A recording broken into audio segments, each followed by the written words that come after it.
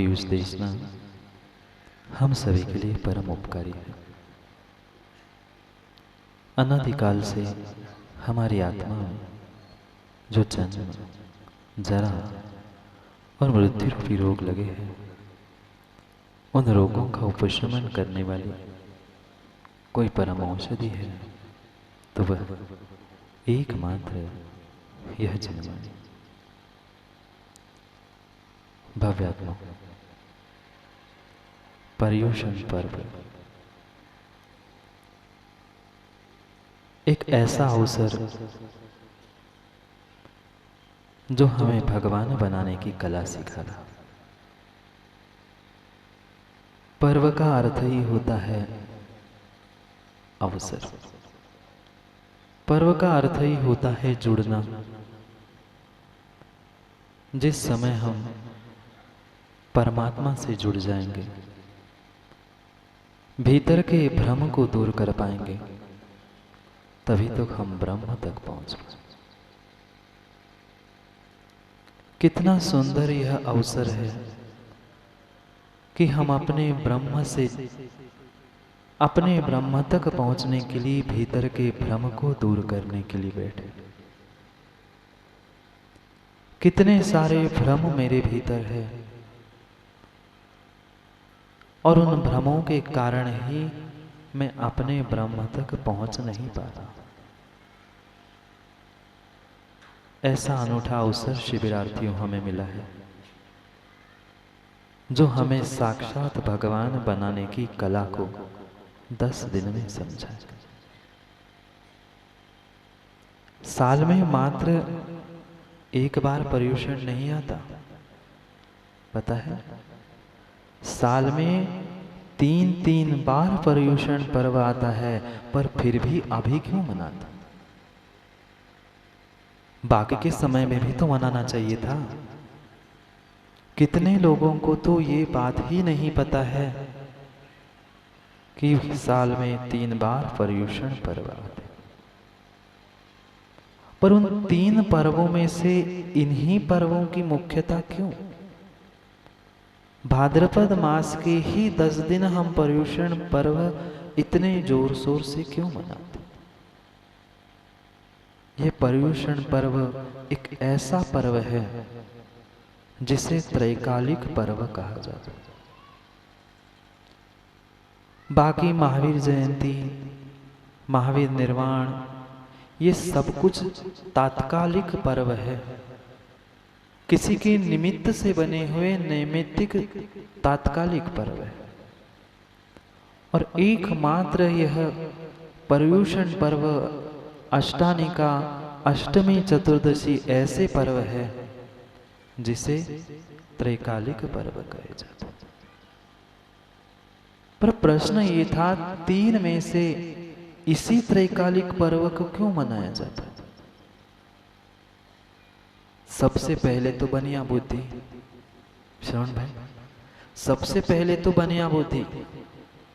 यही समय होता है पूरे साल में जब सीजन कम होता है। सभी कारण समझना आवश्यक है। सबसे यही एक समय होता है साल का, पानी के कारण, सारंग नहीं होने से, अन्य मुहूर्त नहीं होने से व्यापार में मंदी होती है। यह तो हमारा आज का नैमित्तिक कारण है, पर उस त्रैकालिक पर्व के पीछे त्रैकालिक कारण भी है। पर्वों का राजा पर्युषण पर्व। तिलोई परिणति में आचार्य भगवान ने व्याख्या की, जब दुखमा 6वां काल समाप्त होने को होता है, 6वें काल के अंत के 7 सप्ताह, यानी 6ठा काल समाप्त होने से 7 सप्ताह पहले से ही इस संसार में कुवृष्टि प्रारंभ हो जाती है।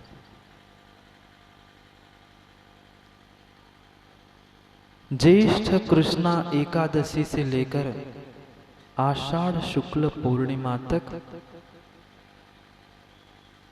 वह कभी आग कभी जहर ऐसी कुवृष्टि 7 हफ्ते तक होती रहती। पूरा संसार, अनाज, जीव सब कुछ नष्ट हो जाते हैं। फिर वह समय आता है श्रावण कृष्णा एकम। उस दिन से पुनः सुवृष्टि होना प्रारंभ होती। कभी क्षीर, कभी पुष्करवर आदि रसों से यह भूमि पुनः संचित की जाती। श्रावण कृष्णा एकम से लेकर आषाढ़ शुक्ल चतुर्थी तक, कल क्या थी? आज कौन सी तिथि है? आज आषाढ़ शुक्ल पंचमी। आषाढ़ शुक्ल भादो, भाद्रपद शुक्ल पंचमी, कल भादो शुक्ल चतुर्थी। कल तक 7 सप्ताह लगातार सुवृष्टि, कभी अमृत, कभी दूध, कभी मीठा, ऐसे स्वाद से भरा हुआ जल की वर्षा 7 सप्ताह में कौन से दिन पूर्ण हुई?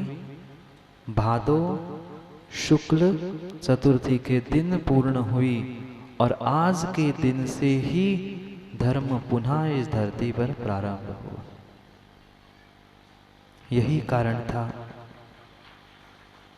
कारण था कि 3 पर्वों में भी यह पर्व मनाया जाता है। पहला तो प्रदीप भाई हमारी भनिया बुद्धि, और दूसरा ये त्रैकालिक कारण था। यही एक सुंदर अवसर होता है, चाहे भारत हो चाहे आप विदेश में जाकर देख लेना।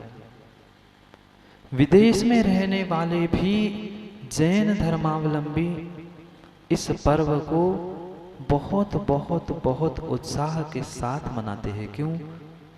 एक ऐसा सुनहरा अवसर है जब हम अपने इष्ट भगवान के पास जुड़ने का कुछ समय देते।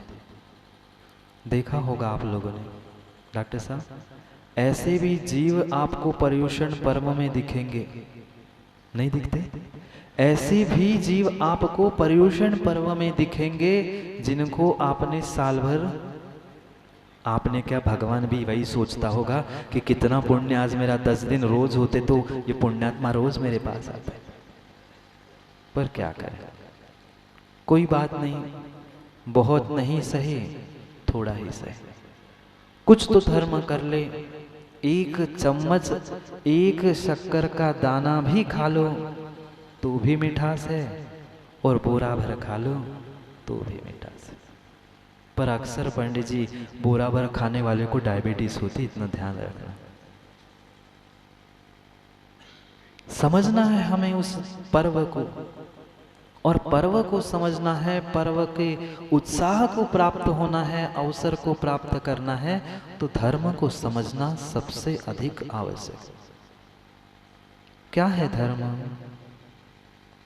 आज तक हमने धर्म की ना परिभाषा समझी, ना वास्तव में धर्म किया है।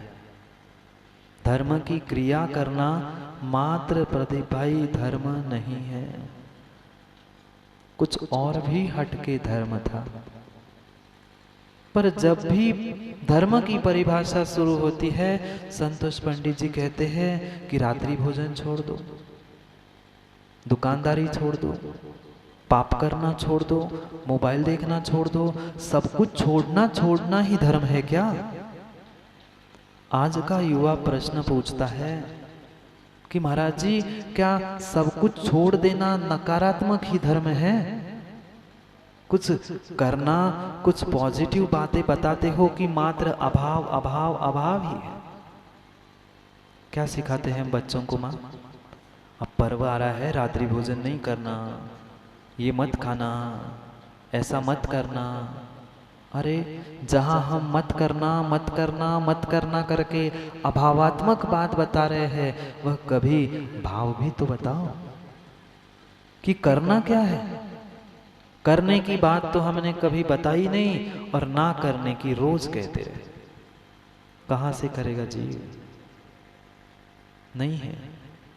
मात्र मात्र निगेटिव या अभावात्मक हमारा धर्म है ही नहीं है। धर्म जब भी व्याख्या करेगा भाव अभाव दोनों को लेकर, पर जिसकी दृष्टि मात्र अभाव से ग्रस्त है, जिसको सद्भाव अच्छी बातें दिखती ही नहीं है, उसके हर बात में उसे गलती ही दिखती। अच्छी बातें खोजने की आदत है हमें? नहीं। जैसे बने, चाहे धर्म का स्थान हो चाहे घर परिवार हो, हम मात्र दूसरे की गलती को और अभाव को ही पकड़ना जानते हैं, सद्भाव को जाना ही नहीं है। जो वस्तु का स्वभाव था वह धर्म था, पर फिर भी संतोष पंडित कह सकते हैं, महाराज जी मैं थोड़ी करता हूं मन से। पाप छोड़ दो, हिंसा छोड़ दो, क्रोध करना छोड़ दो, मान करना छोड़ दो। आज तक 10 धर्म की व्याख्या क्या सुनी?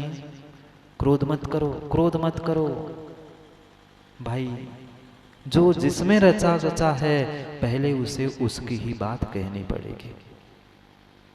जो क्रोधी है उसके सामने जाकर आप कह दो कि क्षमा धर्म होता है, वो तुम पे ही आग बबूला होगा। मुझे नहीं समझाओ, मुझे पता है धर्म, मैं 50 साल से कर रहा हूं।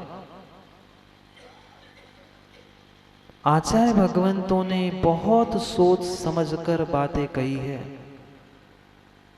कह सकते हैं संतोष पंडित जी कि आचार्यों ने तो लिखा है क्रोध नहीं करना क्षमा है, कालुषण उत्पत्ति क्षमा, भीतर कलुषता नहीं होना यही तो क्षमा है। पर समझना, वहां किंचित भी निषेध, किंचित भी अभाव नहीं कहा। उनके भीतर भावात्मक सकारात्मक ही सोच थी, हमने मात्र नकारात्मक लिया।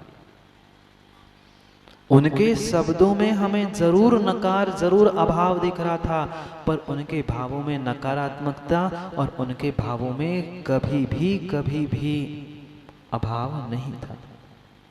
कैसे कैसे? घर में कुछ काम था। मां, आप कैसी भाषा बोलते हो? घर में कुछ काम था। किससे? आपके ससुर के बेटे से। किससे? आपके ससुर के बेटे से काम था। क्या बुलाओगे? किस नाम से बुलाते हैं? गुलाब भैया, ए गुलाब नहीं। मां इतनी समझदार होती है, बुलाना किसे था? पति को। बुलाना पति को था, पर मां क्या करके बुलाते हो? बेटा सामने खड़ा था, उससे भी कह दिया जाओ बेटा पापा को बुला के लाओ।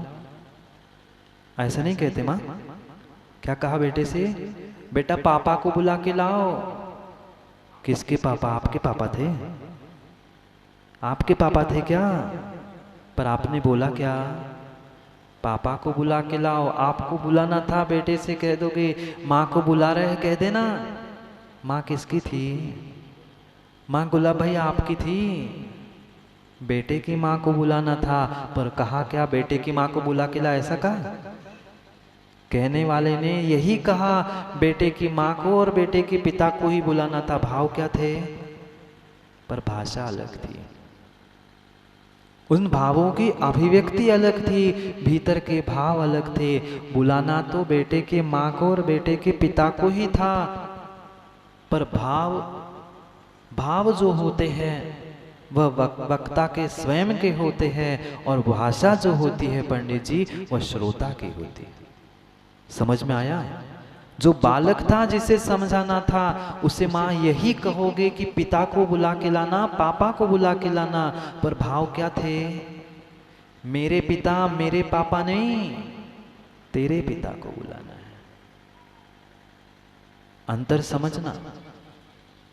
भाषा श्रोता के लिए थी और भाव वक्ता के लिए थे। जितनी भी बात आचार्य भगवंत ने कही है, अमित भाई क्रोध मत करो, विषय कसाय छोड़ दो, वह आप लोगों के लिए, श्रोताओं के लिए, हम लोगों के लिए कही है, छोड़ दो। पर भीतर भाव क्या थे पहले पकड़ लो। दोनों बातों को हमें समझना था। अभाव या नकारात्मक उनके विचारों में, उनके भावों में नहीं थी। उनके तो मात्र श्रोता को समझाने का अभिप्राय था कि क्रोध मत करो, क्षमा। आज पहला दिन है ना, पहला दिन है ना, उत्तम क्षमा। क्या मात्र हमने शब्दों में उत्तम क्षमा कह दिया काम हो गया? नहीं होगा। जाके एक बजा के आना और फिर कहना क्षमा करना, गलती से मार दिया, क्या होगा? हमने आज तक ना सकारात्मक धर्म को समझा, ना नकारात्मक धर्म को समझा। धर्म की परिभाषा ही नहीं समझी, धर्म के वास्तविक मर्म को ही हमने आज तक नहीं समझा। क्या था क्रोध? नहीं पता। क्या थी क्षमा? नहीं पता। कितने सालों से हम सुनते आए हैं और कितने सालों से हम सुनाते भी आए हैं, पर प्रश्न दो, पता है क्रोध क्या है? क्रोध क्या है? परिभाषा पूछी जाए तो संतोष पंडित जी भी यही कहेंगे, नहीं नहीं, वो तो गुस्सा नहीं करना क्रोध है। क्रोध नहीं था वो तो आपने बाहर गुस्सा आया, ये आपने क्रोध का प्रदर्शन किया था। भीतर के धर्म के मर्मों को हमें समझना है। बाहर का बहुत बहुत प्रदर्शन हम कर चुके, नहीं किया मां? हर साल प्रदर्शन कर चुके। अब भीतर के दर्शन को प्राप्त करना, जो अज्ञानता से प्रारंभ होकर पश्चाताप पर समाप्त होता है, उसका नाम है क्रोध। आया कुछ समझ में? जो अज्ञानता से प्रारंभ होता है और पश्चाताप पर ही खत्म होता है, वही है क्रोध। पहले क्रोध को ही समझ ले, फिर क्षमा और फिर उत्तम क्षमा। बहुत लंबी सीढ़ी है, पहले ही सीढ़ी पर पहुंच जाए सहजदाता